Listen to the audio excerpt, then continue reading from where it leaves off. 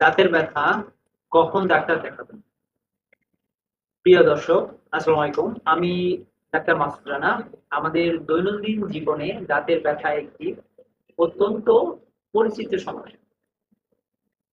পৃথিবীর প্রতিটি দেশে, প্রতিটি পরিবারের কোনো না কোনো সময় এই সমস্যা দেখা দেয়। কিন্তু আমরা বেশিরভাগ সময় যা করি, একটি ব্যথার ওষুধ খাই এবং অপেক্ষা করি যে ব্যথা কমে যাবে।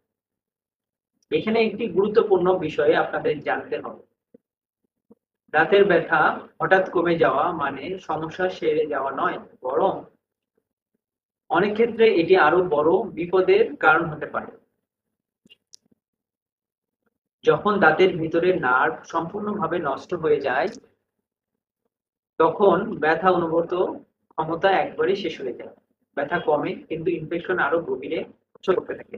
এই অবস্থায় দেরি করলে শুধু দাঁত নয়, চোয়ালের হাড় পর্যন্ত আক্রান্ত হতে পারে। তাহলে কখন বুঝবেন যে ডাক্তার দেখানো জরুরি? যদি ঠান্ডা বা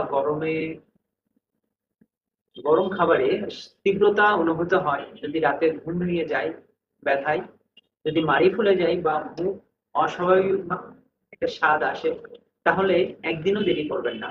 অনেকে ভাবেন চিকিৎসা করালে অনেক টাকা লাগবে, কিন্তু বাস্তবতা হলো আজকে যে চিকিৎসা সহজ ও কম খরচে, দেরি করলে এই চিকিৎসাটায় জটিল ও অনেক বেশি ব্যয়বহুল হবে। ছোট্ট একটা ক্যারিজ ফিল আপ করতে যে টাকা খরচ হবে, সেই একই দাঁতে পরে রুট ক্যানাল করলে তারপরে আবার ক্রাউন করতে হবে, সেটার যে ব্যয়ভার সেটা অনেক গুণ বেড়ে যায়। দাঁতকে অবহেলা করবেন না, সময় মতো ডাক্তার দেখান এবং আপনার সুন্দর হাসি